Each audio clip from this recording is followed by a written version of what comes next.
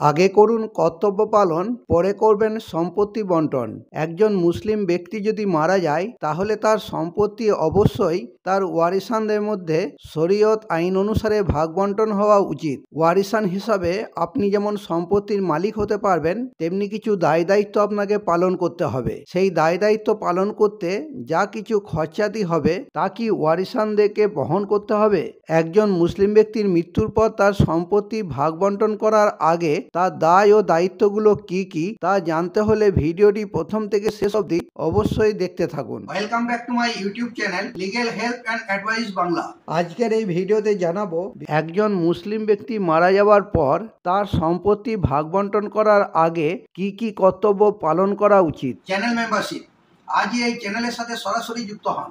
দেরি না করে চ্যানেলের মেম্বারশিপ গ্রহণ করুন। আপনার নিজের ও আপনার পরিবারের যে কোনো সমস্যার আইনি সমাধান জানাতে এই চ্যানেল সবসময়ের জন্য গুরুত্বপূর্ণ ভূমিকা পালন করবে। আমরা মেম্বারদের সমস্যার সমাধানের জন্য আলাদা ভিডিও বানিয়ে থাকি, যেগুলি কেবলমাত্র মেম্বারশিপ গ্রহণ করলেই দেখতে পাবেন। মেম্বারশিপ নিতে ভিডিওর নিচে থাকা জয়েন বাটনটি ক্লিক করুন। আজই চ্যানেলটিকে আপনার পরিবারের সদস্য বানিয়ে ফেলুন।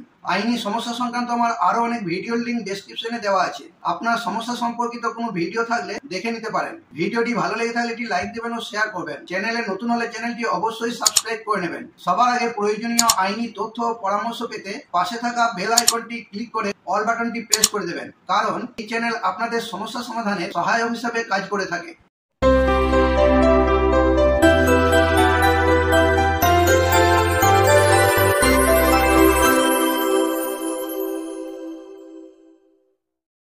একজন মুসলিম ব্যক্তি মারা যাওয়ার পর তার সম্পত্তি ভাগ বন্টন করার আগে কি কি কর্তব্য পালন করা উচিত।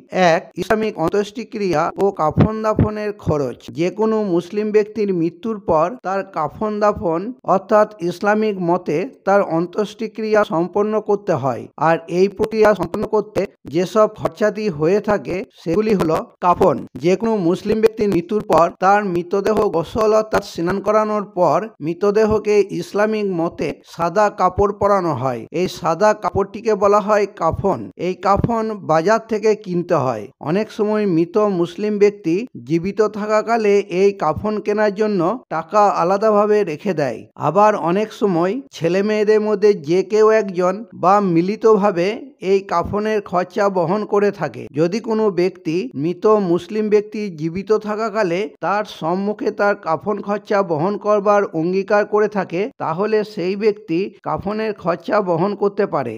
আর যদি এইরূপ কোনো কিছু না হয় তাহলে কাফনের খরচা মৃত ব্যক্তির সম্পত্তি থেকে বহন করতে হবে। কাঠের তক্তা ও সববাহী খাট বা গাড়ি। মুসলিম ব্যক্তির মৃত্যুর পর তাকে গোসল করানোর জন্য একটি কাঠের তক্তার প্রয়োজন হয়। বেশিরভাগ ক্ষেত্রে এই তক্তা তার নিজ বাড়িতেই পাওয়া যায়, তবে প্রয়োজনে এটি ভাড়াও পাওয়া যায়। এছাড়াও মৃতদেহ অর্থাৎ লাশকে কবরস্থান অবধি নিয়ে যাওয়ার জন্য প্রত্যেক মসজিদে খাট রাখা থাকে, যার জন্য কোনো খরচা বহন করতে হয় না। তবে বর্তমানে অনেকে গাড়ি ভাড়া করে লাশকে কবরস্থানে নিয়ে যায়। এই সমস্ত খরচাদি ব্যক্তিগতভাবে কেউ বহন না করলে মৃত ব্যক্তির সম্পত্তি থেকে তা বহন করতে হবে। কবর খনন। অনেক মুসলিম প্রধান অঞ্চলে কাফন দাফন কমিটি দেখা যায়। এই কমিটির লোকজনেরা কবর খনন করার দায়িত্ব নিয়ে থাকে। সেক্ষেত্রে তাদের খাওয়া দাওয়া সমস্ত দায় দায়িত্ব বহন করতে হয়। আবার যেখানে এই সংক্রান্ত কমিটি নেই সেখানে সমস্ত খরচাদি বহন করতে হয়। এই সমস্ত খরচাদি ব্যক্তিগতভাবে কেউ না করলে মৃত ব্যক্তির সম্পত্তি থেকে তা বহন করতে হবে। খানাপিনার খরচ। একজন মুসলিম ব্যক্তি মারা গেলে আত্মীয় স্বজন সহ বহু লোকের সমাগম হয়। বহু লোক জানাজার নামাজে সামিল হয়। তাদের খাওয়া দাওয়া করানোর ব্যবস্থা করা হয়ে থাকে। এই খানাপিনার ব্যবস্থা অনেক এলাকায় কমিটি করে থাকে, আর যেখানে কোনো কমিটি নেই সেখানে এই খরচা নিজেদের বহন করতে হয়। এই সমস্ত খরচাদি ব্যক্তিগতভাবে কেউ না করলে মৃত ব্যক্তির সম্পত্তি থেকে তা বহন করতে হবে। অন্যান্য খরচ। এছাড়াও সুগন্ধি দ্রব্য, ফুল ও কবরস্থানের জন্য কিছু খরচ হয়ে থাকে। এই সমস্ত খরচাদি ব্যক্তিগতভাবে কেউ কেউ না করলে মৃত ব্যক্তির সম্পত্তি থেকে তা বহন করতে হবে। 2. ঋণ পরিশোধ।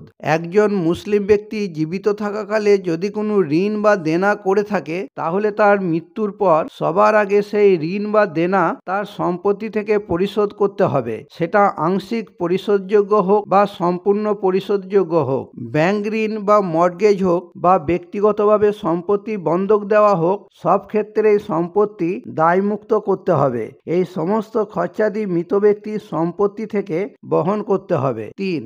উইল কার্যকর করা। কোনো মুসলিম ব্যক্তি যদি উইল সম্পাদন করার পর মারা যায় তাহলে শরীয়ত আইন অনুসারে উইল মোতাবেক তার সম্পত্তি বন্টন করা হবে। তবে মনে রাখতে হবে একজন মুসলিম ব্যক্তি তার মোট সম্পত্তির 1/3 অংশের বেশি সম্পত্তি অন্য কারো নামে উইল করতে পারে না। এই উইল বৈধ উত্তরাধিকারীদের নামে দেওয়া যায় না। 1/3 অংশ উইল করার পর বাকি 2/3 অংশ ওয়ারিসানদের মধ্যে শরীয়ত আইন মোতাবেক ভাগ বন্টন করা হবে। 4. বাকি সম্পত্তি শরীয়ত আইন অনুসারে ভাগ বন্টন। সমস্ত খরচাদি বাদ দিয়ে, উইলকৃত সম্পত্তি বাদ দিয়ে ও ঋণ পরিশোধ করার পর মৃত ব্যক্তির অবশিষ্ট সম্পত্তি তার বৈধ উত্তরাধিকারীদের মধ্যে শরীয়ত আইন অনুসারে ভাগ বন্টন করতে হবে। আজ এই পর্যন্তই। এই সংক্রান্ত কোনো সমস্যা থাকলে কমেন্টে জানাবেন, ভিডিওটি লাইক করবেন ও চ্যানেলটি অবশ্যই সাবস্ক্রাইব করে নেবেন। Legal help and advice Bangla channel সর্বদা আপনাদের পাশে আছে।